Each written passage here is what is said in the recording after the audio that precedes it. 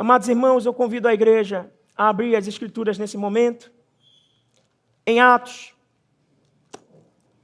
nós estamos estudando esse livro maravilhoso de Atos.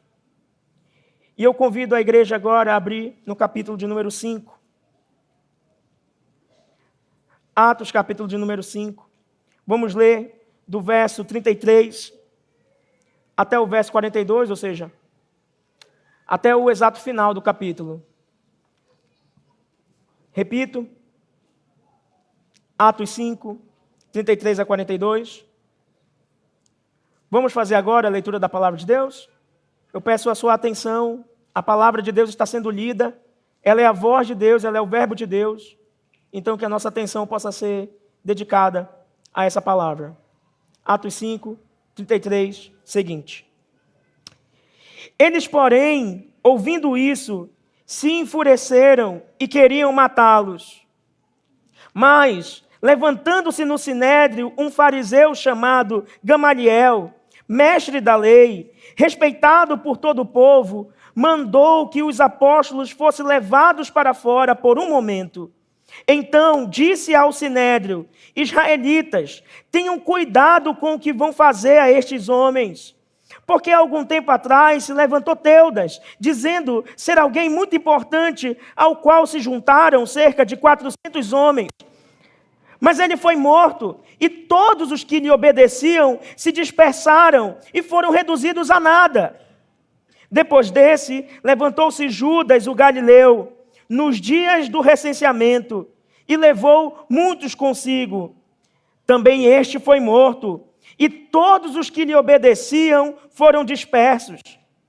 Nesse caso de agora, digo a vocês, não façam nada contra esses homens. Deixem que vão embora, porque se este plano ou esta obra vem de homens, será destruído. Mas, se vem de Deus, vocês não poderão destruí-los e correm o risco de estar lutando contra Deus. E os membros do sinédrio concordaram com Gamaliel. Então chamaram os apóstolos e os açoitaram, e ordenando-lhes que não falassem no nome de Jesus, os soltaram. E eles se retiraram do sinédrio muito alegres, por terem sido considerados dignos de sofrer afrontas por esse nome. E todos os dias, no templo e de casa em casa, não cessavam de ensinar e de pregar que Jesus é o Cristo. Até aqui a palavra do nosso Deus. Que o Senhor Deus aplique essa palavra ao nosso coração, que o Espírito Santo ilumine a sua igreja e nos faça entender os santos desígnios de Deus. Irmãos, o título desse sermão é A Obra que o Mundo Não Pode Deter. A obra que o mundo não pode deter é o avanço do Evangelho. A despeito das tentativas de parar a pregação do Evangelho, o maior interessado para que a mensagem de salvação avance é Deus. E quem pode contra Deus? Ninguém. Por isso, o avanço do Evangelho é imparável.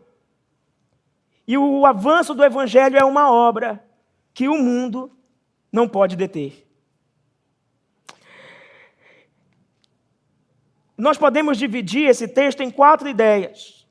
Elas são um pouco extensas, mas no decorrer do sermão eu vou repeti-las de forma proposital para que você possa recuperá-las na memória.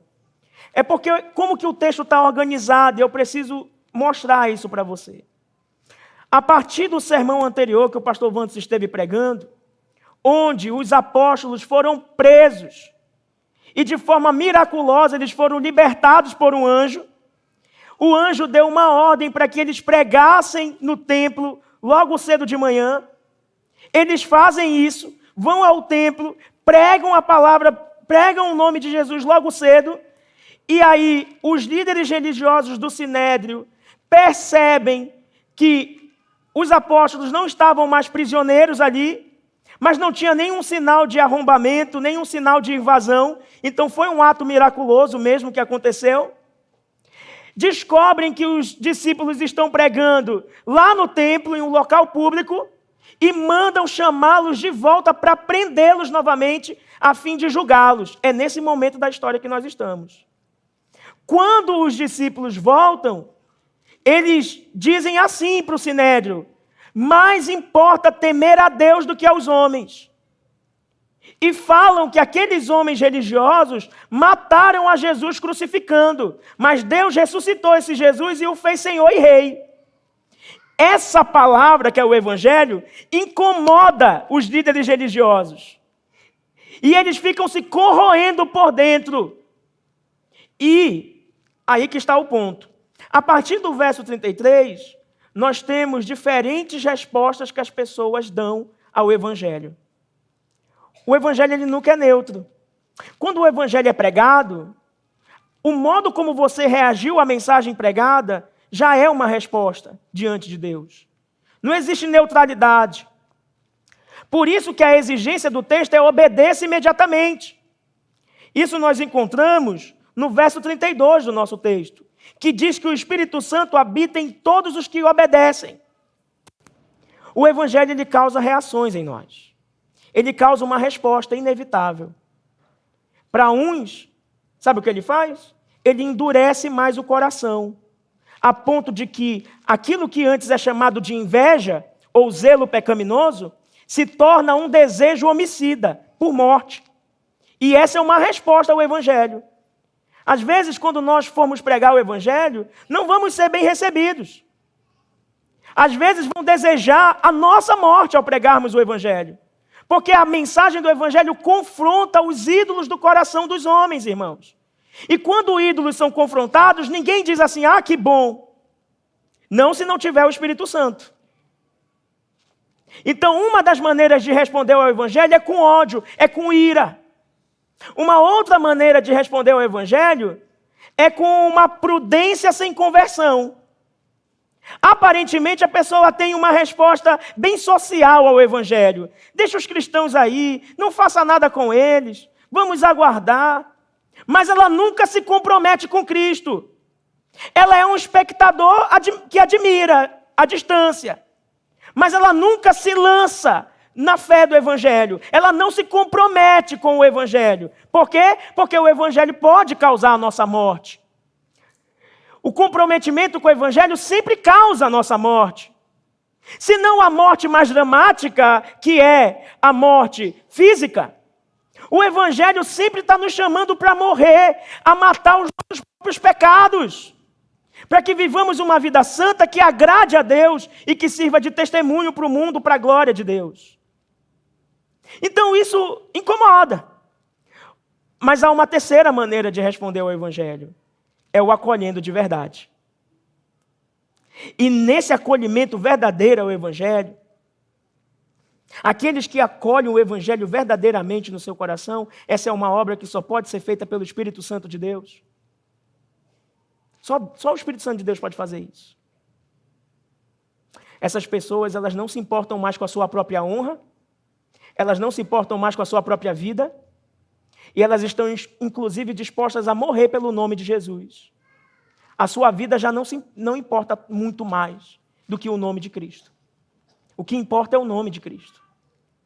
E essas pessoas, inclusive, se alegram com os sofrimentos que são decorrentes ou inerentes da caminhada cristã, da vida cristã. Essa é uma terceira maneira de responder ao Evangelho. A maneira verdadeira, a única maneira de responder ao Evangelho. A pergunta é como você tem respondido ao Evangelho que é pregado dominicalmente aqui nessa igreja. A pergunta é como você tem respondido ao Evangelho quando você lê as Escrituras na sua casa.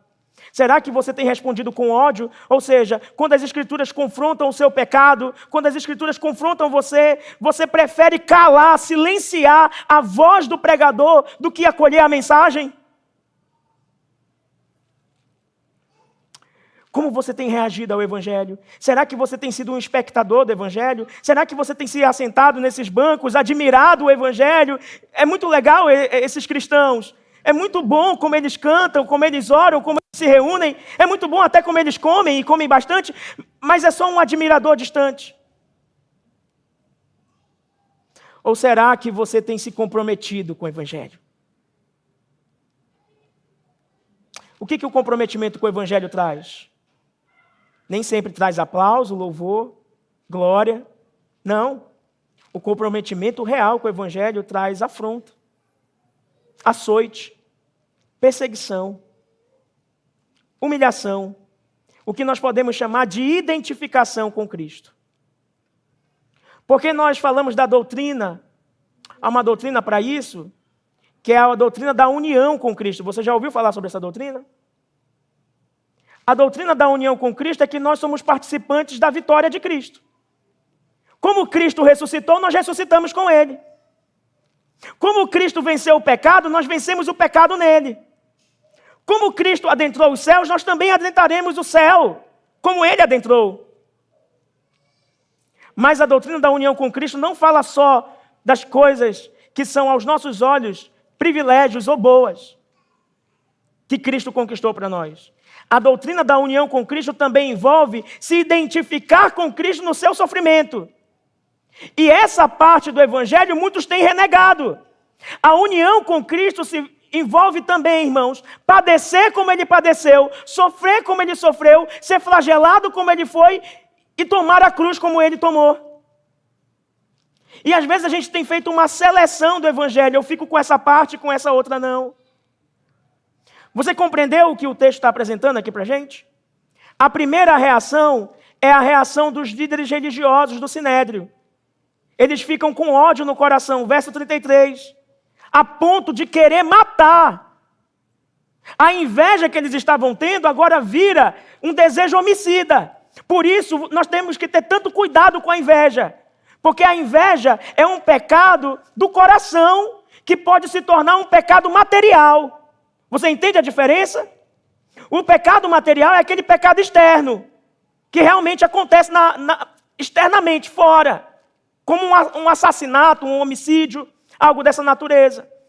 Mas ele nunca começa assim, ele sempre começa com algo dentro, um pecado do coração. E se nós não dominarmos os pecados que nos assediam no nosso coração, Tiago vai dizer que a cobiça, ela gesta a luz ao pecado. A cobiça é um pecado do coração. Isso vai trazer à luz um pecado material. E era o que estava acontecendo aqui. O que antes era, entre aspas, só inveja, porque inveja não é só inveja é um pecado que você tem que lutar contra. Agora se torna desejo homicida, eles querem matar os discípulos, os apóstolos de Jesus. Você entendeu isso? Eu quero só que você observe no nosso texto o verso 17, por gentileza, para que você compreenda isso que está sendo dito. Levantando-se, porém, o sumo sacerdote e todos os que estavam com ele, isto é, o partido dos saduceus, ficaram com muita inveja. E o que a inveja se tornou depois? Verso 33. Eles, porém, ouvindo isso, ouvindo o quê, irmãos? Ouvindo o evangelho que foi pregado. Olha como o evangelho foi pregado. Preste atenção no verso 30. O Deus dos nossos pais ressuscitou Jesus, a quem vocês mataram, pendurando-o no madeiro. Deus, porém, com a sua mão direita, o exaltou a príncipe e salvador, a fim de conceder a Israel o arrependimento e a remissão do pecado. Isso é ou não é o evangelho? Cristo morreu, ressuscitou, Deus fez de Cristo Senhor e Rei, e agora Ele está concedendo arrependimento para vocês. Qual vai ser a resposta de vocês? Sabe qual foi a resposta deles? A gente quer matar vocês. Então, essa foi uma resposta ao Evangelho. Desejo por morte, desejo homicida. O que era uma inveja, um pecado do coração, agora se externaliza como um pecado material. Esse desejo de matar aqui não é hipotético. Eles estavam dispostos a realmente matar, como fizeram com o nosso Salvador Jesus. E eles iriam fazer isso de forma precipitada. Então, esse é o nosso primeiro ponto. O Evangelho, ele revela a fúria do coração que não quer se render a Deus. Então, por vezes, o evangelho é pregado e esse contorcionismo dentro de nós é uma denúncia de que o evangelho está atingindo o nosso coração. Mas o evangelho pode atingir o nosso coração para nos salvar, ou ele pode atingir o nosso coração para nos condenar. Sabe por quê a gente pode afirmar isso? Olhe novamente para o verso 33, a expressão aí, eles, porém, ouvindo isso, ouvindo o evangelho, verso 30 e 31, se enfureceram e queriam matá-los. Essa expressão enfureceram merece a nossa atenção, porque ela aponta para a seguinte ideia: eles foram cortados por dentro, eles foram cortados no seu coração. É como se eles tivessem mastigado vidro. Então eles estavam se corroendo por dentro. Era uma resposta irada, raivosa, descontrolada ao evangelho. E você pode estar reagindo assim, mesmo sendo já salvo no Senhor. Porque dominicalmente, o evangelho tem sido pregado. E talvez você tenha negado a palavra pregada. Não por nós, mas por Deus. Os devocionais no seu lar, a própria leitura da palavra na sua casa. Você pode estar selecionando os textos que te agradam, enquanto você está retirando do cânon pessoal, o seu próprio cânon, os textos que lhe condenam. Então, a pregação de Pedro aqui no verso 30 e 31 não foi agradável aos ouvidos do Sinédrio. A pregação de Pedro no verso 30 e 31 não foi, digamos assim, doce aos ouvidos dos líderes religiosos. Mas, irmãos, essa é a única mensagem que poderia salvá-los. Então o evangelho é assim, ele nos fere, mas ele nos salva.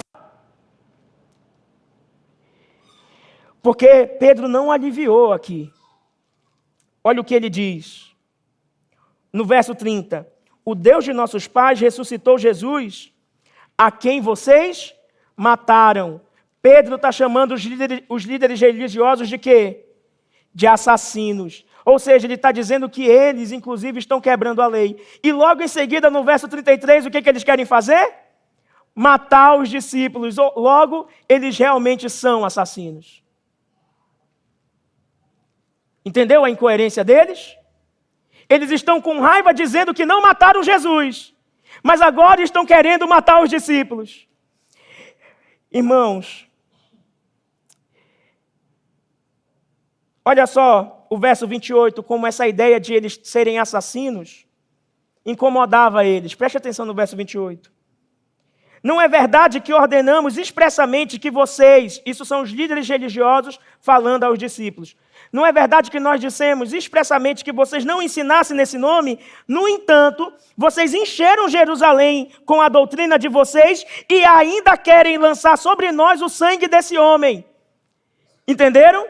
Então, para eles ouvirem de Pedro que eles eram assassinos e que tinham crucificado Jesus, a quem Deus ressuscitou e o fez Senhor e Rei, afetava o coração deles de um modo que o evangelho alcançava eles, não para salvação. Lembra da frase que o pastor Vantes usou no domingo passado? É muito apropriada aqui. O mesmo sol que amolece a cera, endurece o barro. Spurgeon disse isso em um dos seus sermões. Ele disse, o mesmo sol que amolece a cera, endurece o barro. E o mesmo evangelho que torna um coração mais duro, é o evangelho que salva o perdido.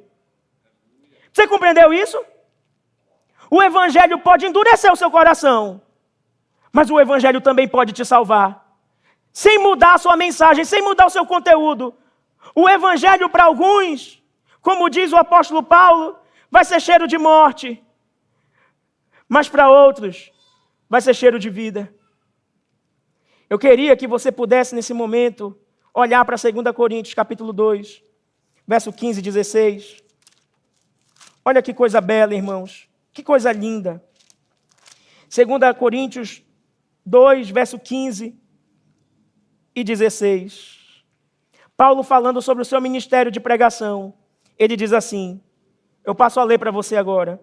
Porque nós somos para com Deus o bom perfume de Cristo. É um bom perfume. Aí ele diz, tanto entre os que estão sendo salvos, como entre os que estão se perdendo. É o mesmo evangelho, mas para alguns é para salvação, para outros é para perdição. E ele continua no verso 16. Para com estes quem? Os que estão se perdendo. Cheiro de morte para a morte. Para com aqueles, aroma de vida para a vida. E eu lhe pergunto nessa noite, o evangelho tem sido para você cheiro de vida ou fragrância de morte? O que tem sido o evangelho para você? Cheiro de vida ou cheiro de morte? O mesmo evangelho que pode transformar o seu coração, pode te fazer mais duro. Essa é uma das reações que pode acontecer. Tudo bem? Agora, por que essa fúria acontece no Sinédrio? Você já parou para se perguntar? Por que eles ficam tão furiosos? É porque pelo menos 4 ídolos deles estão sendo confrontados aqui. Eu gostaria de assinalar agora para os irmãos. O primeiro ídolo que é confrontado é o ídolo do poder. O ídolo do poder foi ameaçado. Porque os apóstolos estão declarando que existe uma autoridade acima do Sinédrio. Eles estão dizendo, mais importa obedecer a Deus do que aos homens. E essa palavra, irmãos, incomodou. Olhe para o verso 29, por gentileza, do nosso capítulo. Atos 5, verso 29. Então Pedro e os demais apóstolos afirmaram, é mais importante obedecer a Deus do que aos homens. Logo, o ídolo do poder deles foi atingido, porque eles é quem se achavam com o controle religioso de Israel. Eles eram uma cúpula religiosa que comandavam, que dizia ao povo o que deveria ser feito e o que deveria deixar de ser feito. O outro ídolo, muito similar, é o ídolo do controle que foi ameaçado. O que é esse ídolo do controle? Eles diziam, não preguem o evangelho. Aí os apóstolos saíam de lá e faziam o quê? Pregavam. Não falem mais desse nome. Aí os apóstolos faziam o quê? Iam lá e falavam desse nome. Então eles não estavam tendo controle sobre a situação. Fugia do controle deles, porque antes eles falavam e as coisas eram respeitadas. Mas agora importa mais obedecer a Deus do que aos homens. Porque quando a obediência ao homem entra em confronto com a nossa obediência a Deus, nós preferimos ficar com Deus, ainda que isso tenha muitas consequências, do que ficar com os homens. Então, o ídolo do poder, o ídolo do controle, mas também o ídolo da aprovação. Porque todo o povo estava procurando os discípulos para serem curados. E eles estavam pregando e eles contavam com a admiração do povo. Então esses líderes religiosos estavam se sentindo ameaçados. E a inveja é bem isso. Eles estão ameaçando a minha posição. Eles estão ameaçando o nosso grupo aqui. Eles estão mexendo com a gente. Agora, vamos responder como? Perseguindo eles, matando eles. Então eles queriam ser aprovados pelo povo, mas o povo estava ouvindo aos discípulos. Eles dizem, Jerusalém está sendo cheia dessa doutrina de vocês aí. Então, a reputação deles estava em risco. Olhe para o verso 28 novamente, na parte B. No entanto, vocês encheram Jerusalém com a doutrina de vocês. Isso causou inveja. Por quê? Porque a doutrina, qual era a doutrina principal que os apóstolos estavam pregando? No 3, 1, 2, 3... O evangelho, ressurreição. Ressurreição. E os saduceus creem na ressurreição? Não, então eles estavam pregando justamente o que era contrário ao que eles criam. E isso causa inveja ou mexe com o ídolo da aprovação, porque lá na sinagoga nós vamos ensinar que ressurreição, anjos, mundo espiritual não existe. Aí quando vocês estão lá no pátio, vocês pregam que Jesus ressuscitou, esse povo ouve vocês e não ouve a gente. Então mexia com isso. E ainda, o quarto ídolo é o ídolo da autopreservação, irmãos. Porque o evangelho, e esse é o principal, por isso que ele está por último. Por que o ídolo da autopreservação? Porque o evangelho estava condenando eles. Vocês mataram Jesus. E aí, para tentar se preservar dessa denúncia, eles disseram, não, nós não matamos Jesus, vocês querem imputar o sangue dele sobre nós. Então, o que nós vamos fazer? Nós vamos matar vocês. Mostrando a ironia da coisa. Eles eram assassinos. Eles eram assassinos. Você percebeu os contrastes? São tantos que a gente não consegue, não dá para esgotar. A Bíblia é muito perfeita, irmãos. E não dá para esgotar todos os contrastes, mas o texto de Lucas está cheio de contrastes, como eu tentei conversar aqui com os irmãos, mostrar para vocês. Mas o ponto da autopreservação, ou o ídolo da autopreservação, é curioso. Porque em vez desses homens se arrependerem, que essa é a resposta correta ao Evangelho, é arrependimento. Eles preferiam calar a voz que pregava o arrependimento. A mensagem de Deus não morre quando o mensageiro morre, irmãos. A mensagem de Deus continua avançando sempre. Como disse um dos pais da igreja, ele disse o seguinte: o sangue dos mártires é a semente da igreja. Palavra de Tertuliano, um dos pais da igreja.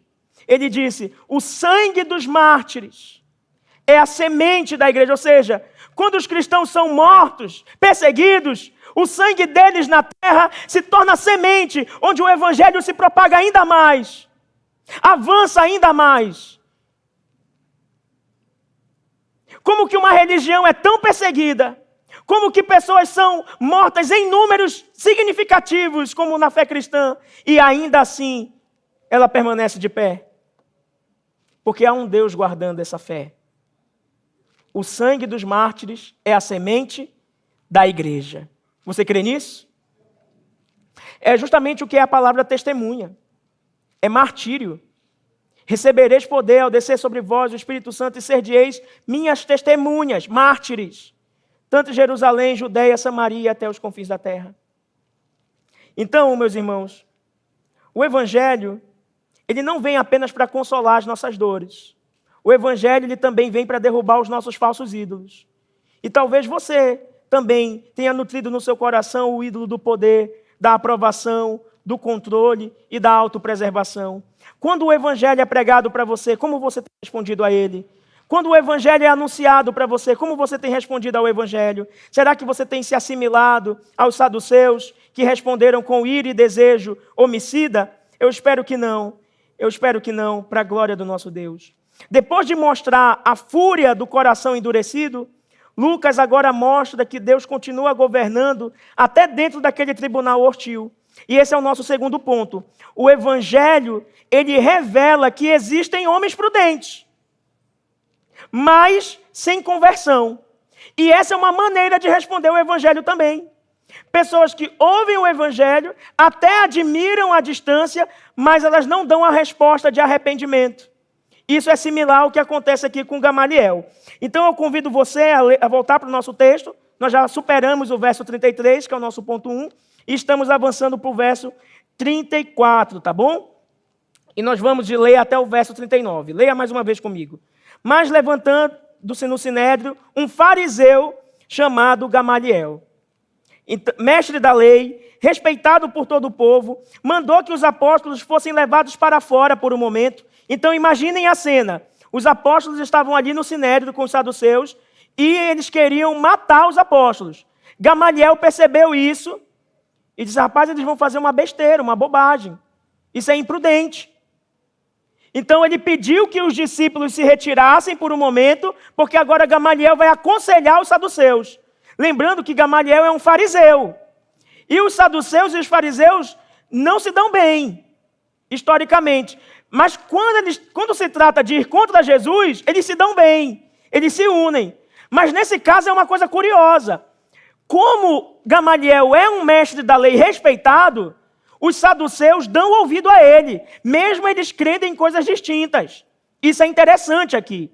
Então Deus vai usar um ímpio para fazer aquilo que ele deseja, livrar os seus discípulos. Como é que nós chamamos isso na teologia? Nós chamamos da doutrina da providência de Deus. As obras da providência de Deus. Deus usa as coisas para fazer com que os seus planos eternos aconteçam. Eu vou já explicar melhor esse ponto. Então vamos continuar lendo aqui. Verso 35. Então disse ao sinédrio, aí ele se reporta aos saduceus: israelitas, tenham cuidado com o que vão fazer a este homem. Esse tenham cuidado observem bem. Vocês estão querendo matar eles, mas prestem atenção. Acho que vocês estão se precipitando. Tenham cuidado. Verso 36. Porque há algum tempo atrás, aí ele começa a citar 2 exemplos de homens que surgiram, que conseguiram ter discípulos, mas que o movimento deles morreram. O primeiro é Teudas, olha só. Porque há algum tempo atrás se levantou Teudas, dizendo ser alguém muito importante, a qual se juntaram cerca de 400 homens. Esse homem, irmãos, Teudas, ele começou com mais gente do que Jesus. Porque Jesus começa com 12, depois vira 120, ele começa com 400 homens ajuntados a ele. Então ele está mais popular aqui, se fosse assim dizer. Mas ele foi morto, ou seja, esse Teudas foi morto, e é interessante esse contraste que Lucas traz também, porque ele faz questão de dizer que o líder foi morto. E quando o líder foi morto, o que acontece com o movimento dos discípulos dele? O movimento morre junto. Jesus foi morto também. O que Gamaliel espera? Que esse movimento morra junto. Ele está mostrando 2 exemplos de quando o líder morre, o movimento acaba, morre junto com o líder. Mas é isso que aconteceu com Jesus? Sim ou não? Claro que não, irmão. Sabe por quê? Porque Jesus não está morto. Jesus não está morto.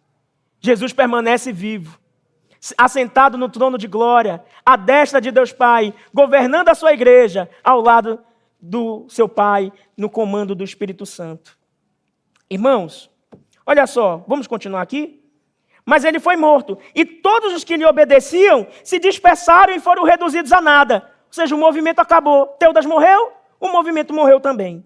Depois desse, ele cita um segundo exemplo. Levantou-se Judas, o Galileu, nos dias do recenseamento, e levou muitos consigo. Também este foi morto, e todos os que lhe obedeciam foram dispersos. A ênfase na morte e no término do movimento. Aí ele vai falar agora do caso de Jesus, verso 38. Neste caso de agora, digo a vocês, não façam nada contra esses homens, contra os discípulos. Deixem que vão embora, porque se este plano ou esta obra vem de homens, será destruído. E no verso 39, vem uma palavra de prudência por parte de Gamaliel. Mas, se vem de Deus, vocês não poderão destruí-los. E correm o risco de estar lutando contra Deus. Essa palavra foi prudente no meio daquele horror de emocionalismo. Porque, tomados por uma convulsão dentro no coração, a palavra ali, enfureceram, ou seja, eles estavam cortados no coração por dentro, estavam com ódio, homicida, querendo matar.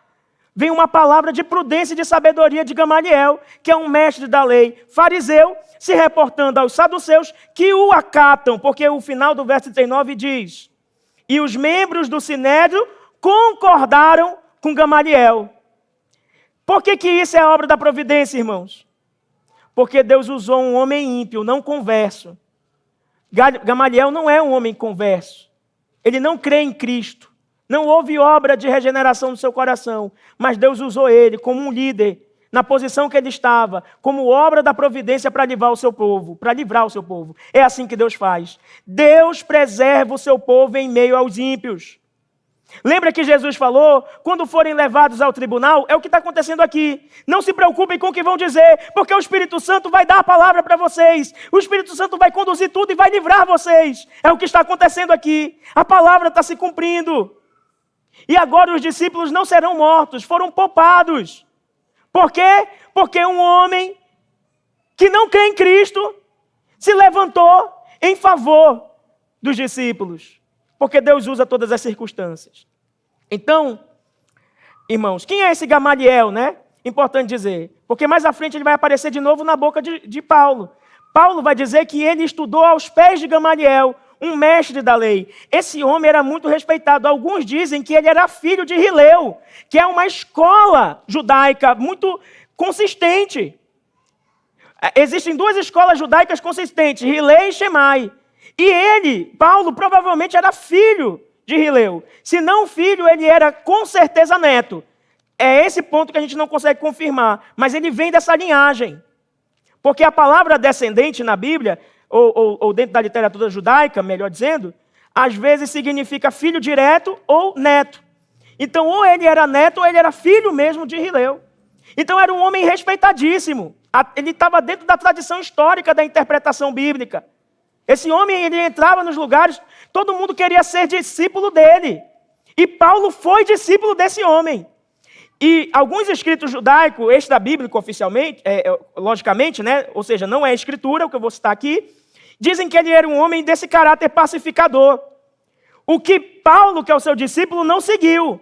Porque Paulo é um perseguidor da igreja, ou seja, ele não seguiu os passos de Gamaliel nesse tom mais pacificador. Porque Paulo persegue os cristãos, como os irmãos bem sabem da história. Mas Paulo foi discípulo de Gamaliel, que é esse homem que nós estamos vendo aqui. Então, qual é a fórmula, a tese, né, de Gamaliel? É essa. Se este conselho ou obra for dos homens, vai morrer. Mas se for de Deus, não tem como vocês vencer, porque vem de Deus. Mas perceba, Gamaliel não faz uma confissão de fé. Porque ele não diz assim, Jesus ressuscitou mesmo. Você vê isso, ele dizendo isso? Não. Ele não diz, os apóstolos estão certos. Não. Ele não se une à igreja. Ele apenas aconselha por prudência. Sejam prudentes. Não façam isso. Então essa é a posição de algumas pessoas. É uma resposta que as pessoas também dão ao Evangelho. Há pessoas assim hoje. Admiram Jesus, respeitam a igreja, gostam dos valores cristãos, reconhecem a beleza da fé, mas nunca se rendem ao Cristo. Nunca se rendem a Cristo. Não perseguem Jesus, mas também não o seguem. Não atacam a igreja, mas também não congregam. Então, essa é uma posição que já é uma decisão. Se você não tem compromisso assumido com Cristo, a sua posição já é estar fora de Cristo. Ou você está com Ele, ou você está fora dele. Você pode ser o mais prudente que for, o mais sábio que for, mas se o seu compromisso não for em morrer pelo Evangelho também, você não está dentro. Também podem perceber aqui, né, que a prudência, ela pode até conter a violência, mas ela não salva a alma. O chamado do Evangelho não é o seguinte, tentando colocar numa frase. Reconheça que talvez isso venha de Deus. É o que Gamaliel está fazendo. Olhem, nós não sabemos se vem de Deus e se vir de Deus. Talvez venha de Deus. Não, o Evangelho não é esse chamado. O Evangelho é um chamado assim, arrependa-se e creia, pois Jesus Cristo é o Senhor. Não é um se. A gente não está aqui unidos, irmãos, numa única fé, tendo por base uma incerteza. Você concorda com isso? Porque se você está aqui a partir desse ponto, você não está aqui como corpo de Cristo. Ou seja, eu sigo a Jesus porque talvez Jesus seja realmente esse Deus que ele diz ser, por isso que eu sigo. Não, você não segue. Porque talvez ele seja o Filho de Deus, porque talvez essa obra seja de Deus. Não, não é talvez. Aqueles que são habitados pelo Espírito Santo sabem que essa obra procede de Deus. Sabe que Jesus é o Cordeiro de Deus, sabe que Cristo ressuscitou dos mortos e sabe também que Ele voltará para julgar vivos e mortos, e toda língua confessará e todo joelho se dobrará, dizendo, Jesus Cristo é o Senhor, para a glória de Deus Pai. É assim que acontecerá, é assim que será. Você entendeu isso? Então, mas é importante esse ponto de Gamaliel, porque a gente pode ler ele, como eu disse anteriormente, dentro da obra da providência de Deus. Aquilo que Deus decidiu sustentar não pode ser destruído pela fúria dos homens. Aquilo que Deus se comprometeu em guardar, os homens são incapazes de desfazer. E o avanço do Evangelho é uma obra de Deus. Logo, não há quem possa pará-lo, não há quem possa detê-lo. Você compreendeu isso?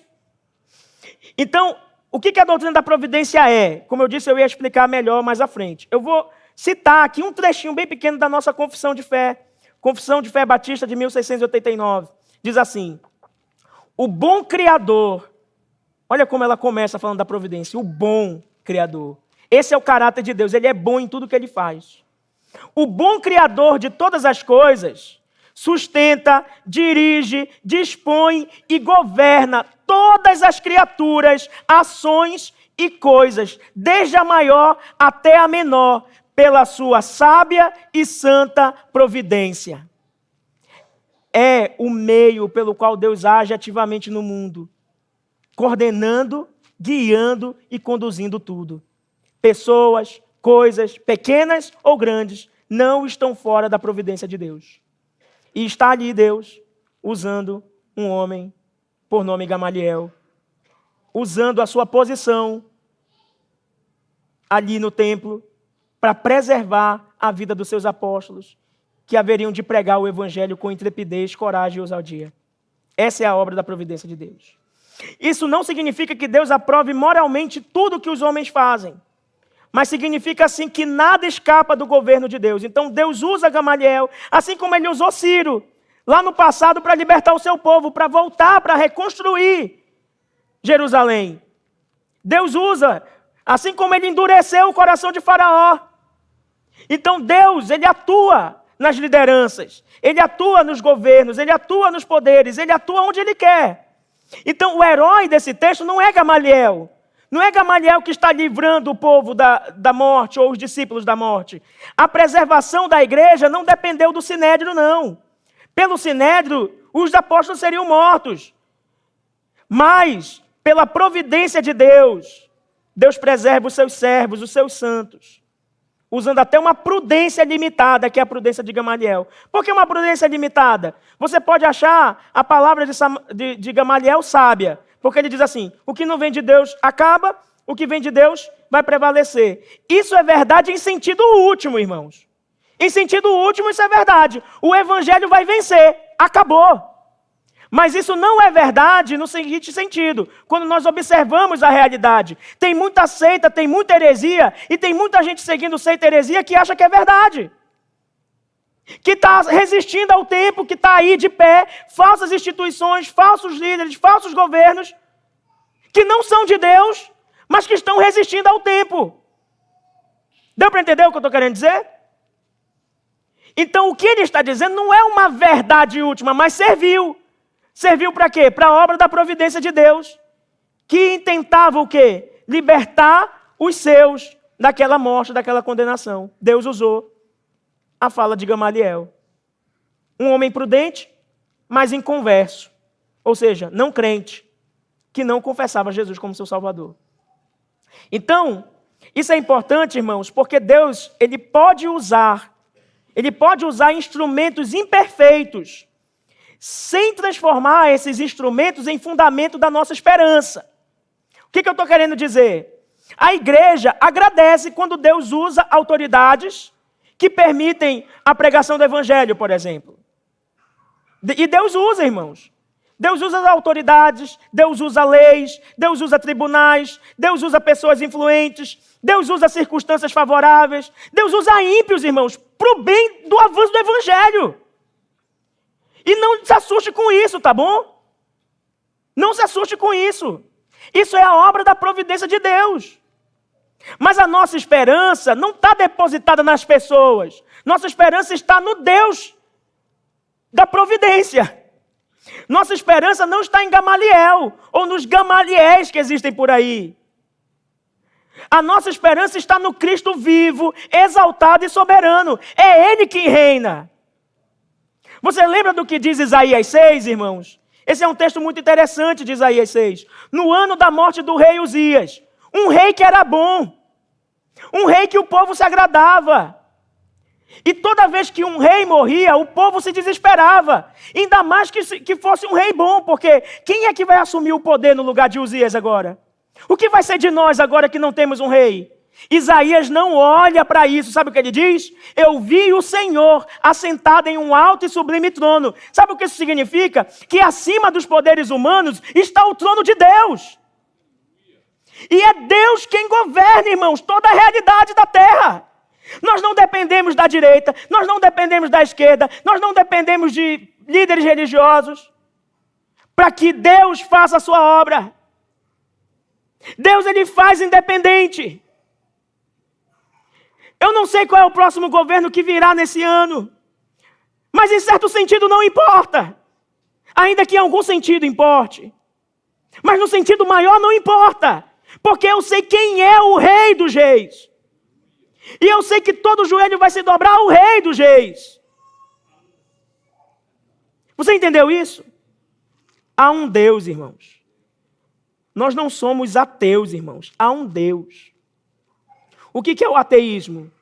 O ateísmo como um modo de vida, ou de ideologia, ou de filosofia, ou de religião, como eu prefiro acreditar, porque o ateísmo é uma religião, não crê na existência de Deus.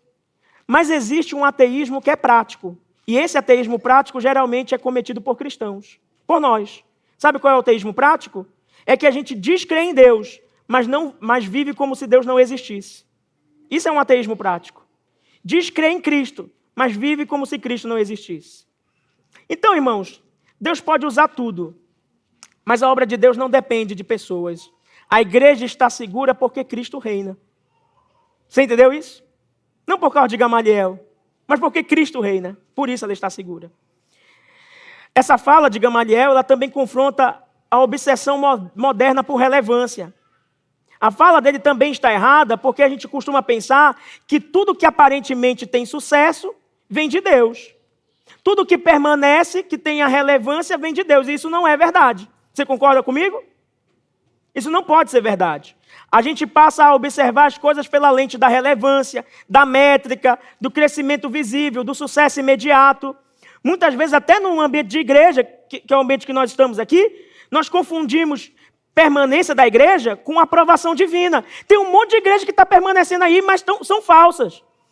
E o alerta de Jesus Cristo, está lá em Apocalipse, do capítulo 1 a 3, é: arrependa-te, porque senão eu removerei esse candeeiro. O candeeiro é a igreja. Ou seja, igrejas podem ser removidas de sua posição se não houver arrependimento. E nós deveríamos observar isso. Não é porque estamos permanecendo aqui há 34 anos que significa que nós vamos continuar aqui.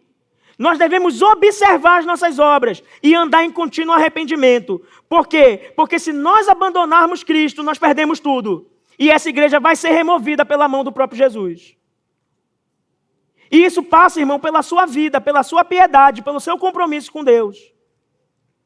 Pela sua disposição do coração.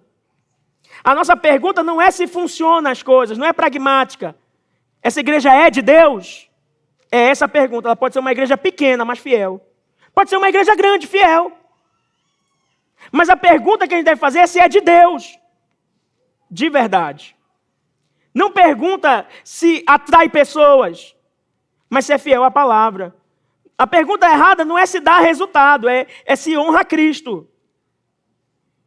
Então nós temos sido essa igreja que honra Cristo, que permanece de pé na palavra. Obras humanas, elas podem impressionar por um tempo. Podem ter barulho, podem ter recursos, podem ter seguidores, mas toda obra humana carrega em si a semente da ruína. De fato, em último caso, se a obra não vem de Deus, ela vai ruir.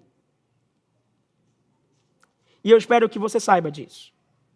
O que nasce de Deus, Deus mesmo preserva. E é por isso que é impossível de ser exterminado. Mas Lucas nos mostra que a providência de Deus não remove todo o sofrimento. Correto?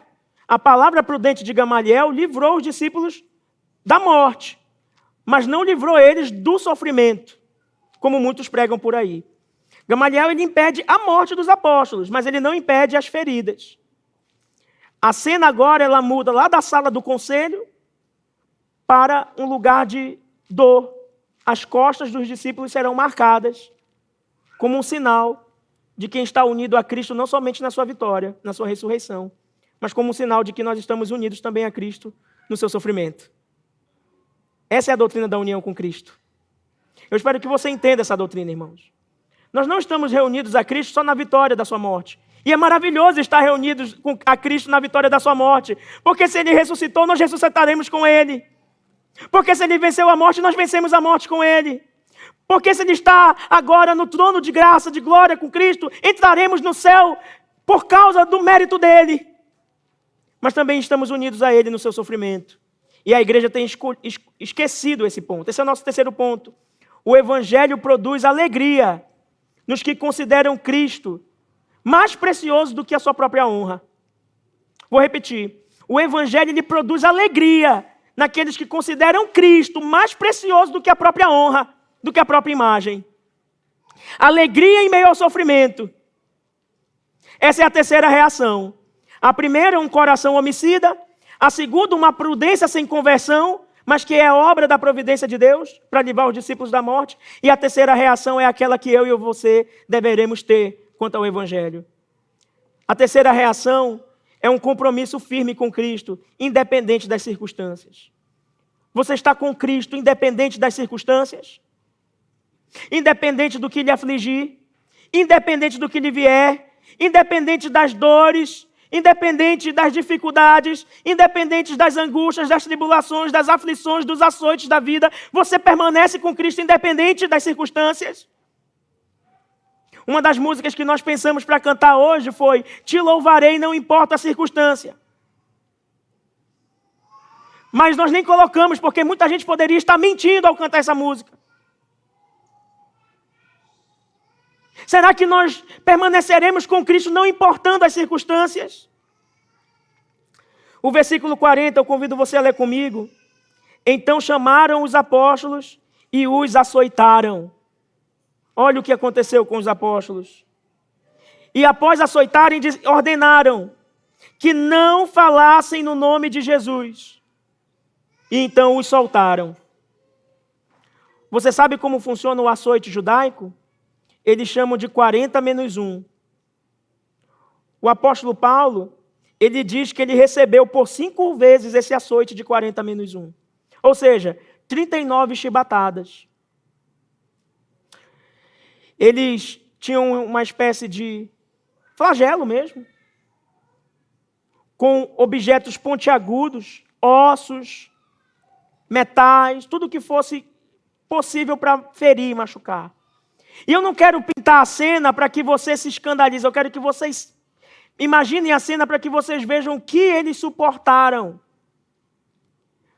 Eles deveriam inclinar suas costas desse modo assim, a ponto de que as costas ficassem visíveis. E era colocado uma espécie de banco mais alto, onde aquele que ia aplicar a pena subia nesse banco e batia com esse flagelo de cima para baixo, 39 vezes nas costas dos discípulos. Foi por isso que eles passaram.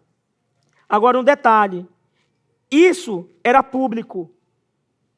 Acontecia à vista de todos que estivessem naquele lugar onde o açoite estava acontecendo. Qual foi o intuito dos líderes religiosos ao fazer isso? Envergonhar, porque isso era uma vergonha pública. Envergonhar os discípulos e associar o nome de Jesus à vergonha pública. É isso que eles fazem. Mas você lembra o que Jesus disse em Mateus 5, verso 10 a 12? Eu vou resumir para você, são as bem-aventuranças. Bem-aventurados os perseguidos por causa da justiça, porque deles é o reino dos céus. Perseguidos por causa da justiça. Tiago 1:2. Leve esse texto com você. Tiago 1:2 diz que devemos considerar motivo de alegria passar por provações, porque Deus produz perseverança por meio dessas provações. 1 Pedro 4:13 ensina que devemos nos alegrar na medida em que participamos dos sofrimentos de Cristo. E esse texto eu gostaria de ler com os irmãos.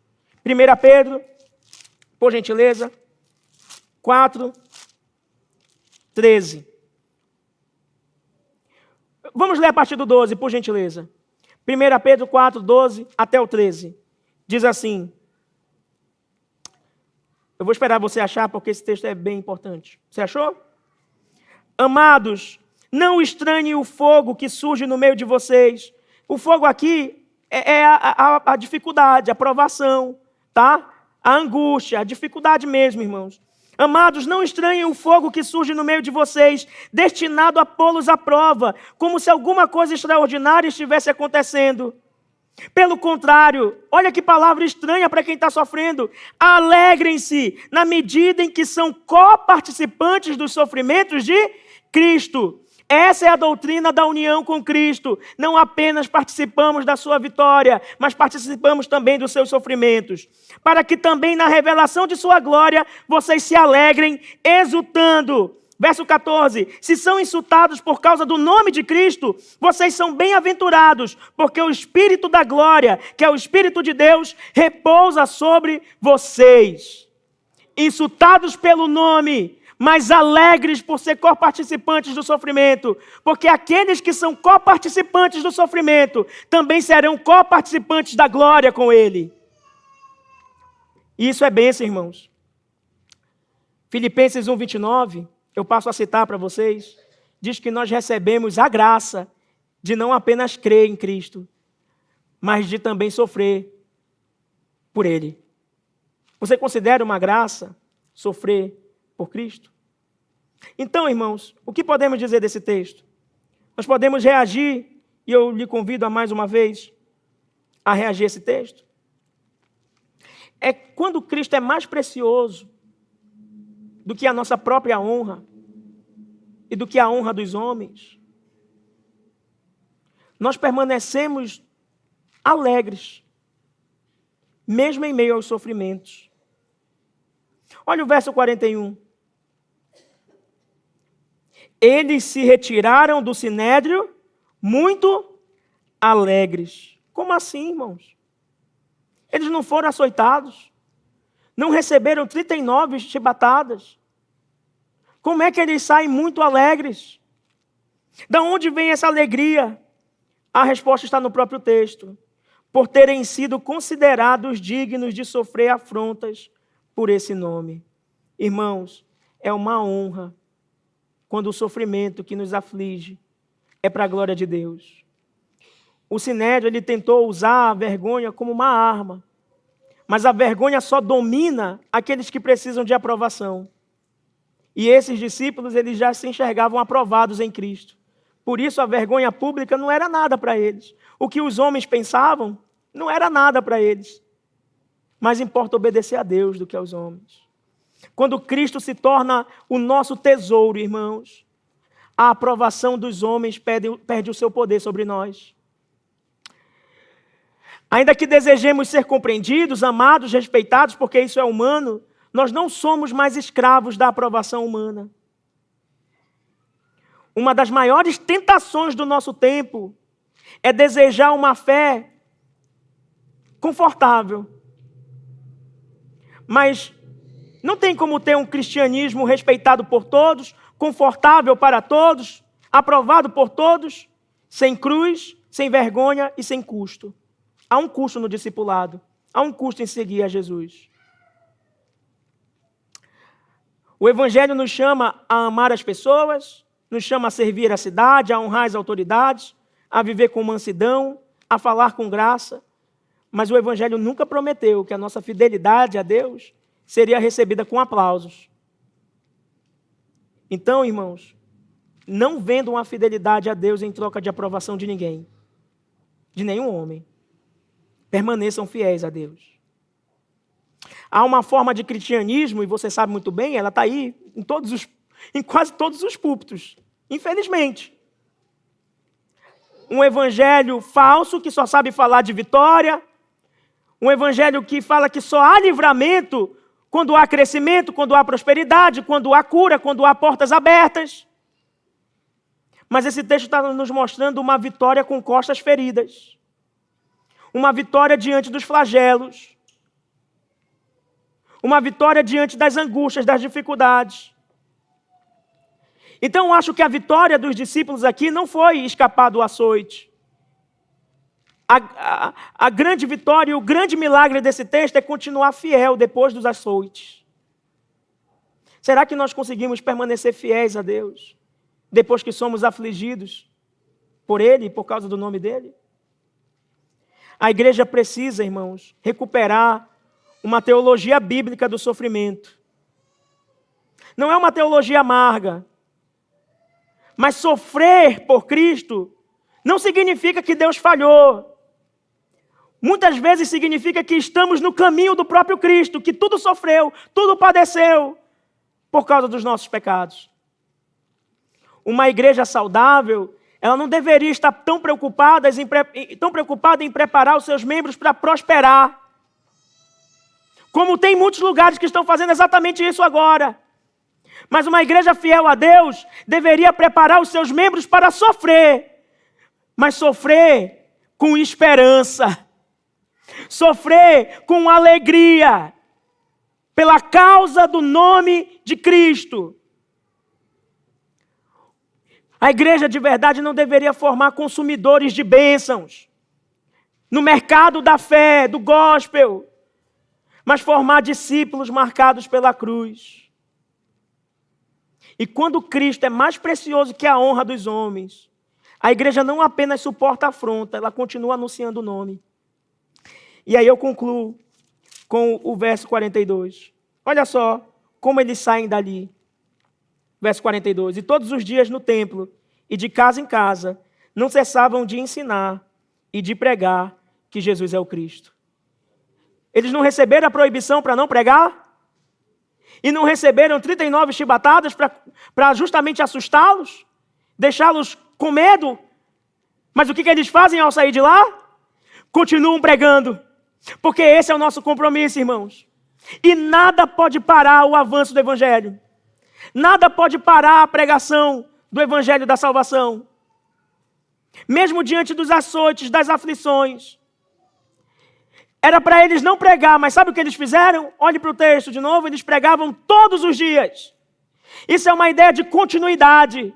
Eles tinham um compromisso com a pregação. Além disso, eles faziam isso tanto publicamente no templo, quanto faziam isso privativamente, de casa em casa. Eles faziam isso diante de todos, mas faziam isso também no particular. E eu entendo que isso é a chave da verdadeira piedade cristã. Muitas vezes nós queremos fazer coisas públicas, quando nós não a vivenciamos no privado. Isso é perigoso. Quando Cristo vai comentar aquele texto que eu acredito com certeza que você conhece, que você não deve dar ofertas, para que os homens vejam você dando ofertas e te louvem com aplausos, mas que você deve procurar o Pai em secreto, que o Pai em secreto te recompensará. Você sabe que texto é esse que eu estou citando?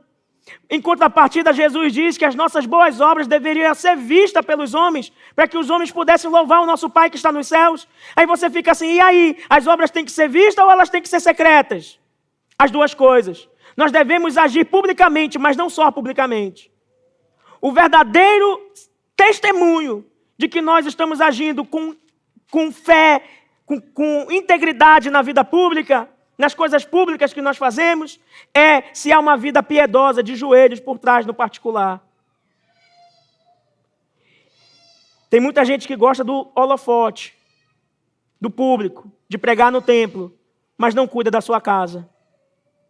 Mas não prega na sua casa. Eles faziam tanto publicamente quanto de casa em casa. E esse era o método apostólico, inclusive. E o que eles faziam quando iam no templo ou de casa em casa?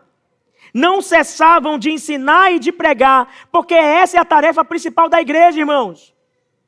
A tarefa principal da igreja é ensino e pregação. Ensino tem a ver com doutrina. Essas duas palavras, elas têm um peso distinto aqui. Ensino tem a ver com doutrina. É necessário que a igreja aprenda doutrina. Como os irmãos aprenderam algumas doutrinas, como da união com Cristo, como a doutrina da providência de Deus. E também está aqui nesse texto a doutrina da depravação total, porque os homens do Sinédrio ouviram o Evangelho, mas responderam sem fé ao Evangelho, porque são totalmente depravados e não querem a Cristo. Mas também, além de ensino, tem que ter pregação. E o que é pregação? É o convite para o arrependimento. Então, se você está aqui nessa noite e você tem reagido ao Evangelho de forma equivocada, arrependa-te nessa noite e volte-se para Cristo. Vá até Ele com fé e busque-o com fé. Porque se você depositar sua fé em Cristo, é porque Ele foi antes até você. E diz também o conteúdo da pregação deles. O final do verso 42 diz que o ensino e a pregação deles era o seguinte: Jesus é o Cristo.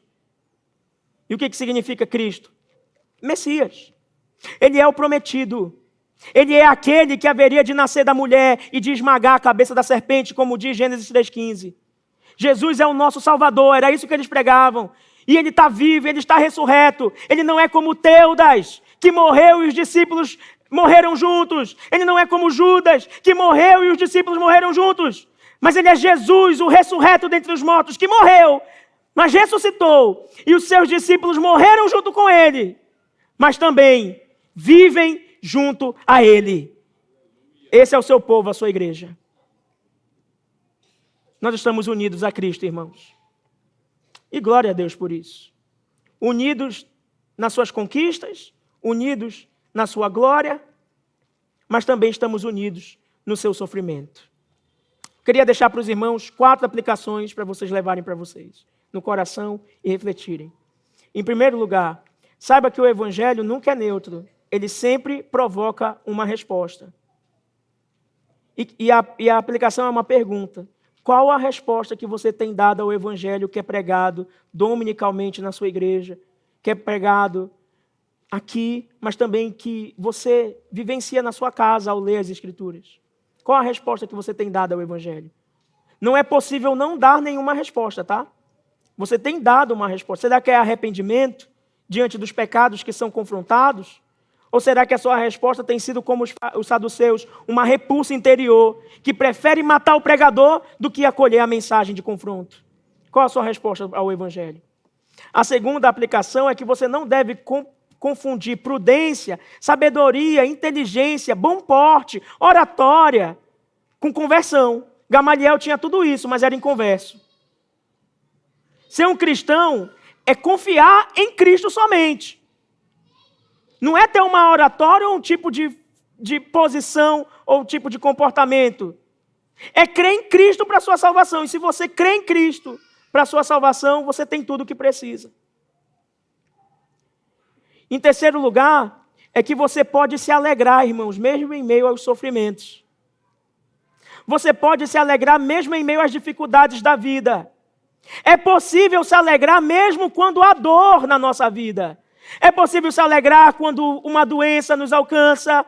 É possível nos alegrar quando alguém da nossa família adoece. É possível se alegrar quando os nossos filhos não são como nós gostaríamos que eles fossem. Me referindo a pais de filhos atípicos. É possível se alegrar quando o nosso ventre não produz filhos. É possível se alegrar quando eles produzem. É possível se alegrar quando falta dinheiro. É possível se alegrar quando a dor nos alcança, o sofrimento nos alcança, a angústia nos alcança. É possível se alegrar em meio à dor, desde que seja para a glória de Deus. É possível. Essa é a terceira. E a quarta e última aplicação é: não cesse jamais de pregar o evangelho. Independente de qualquer coisa, irmãos, não pare de pregar o evangelho. Pregue todos os dias o nome de Jesus. E se alguém disser para você, não fale de Jesus aqui, fale a si mesmo.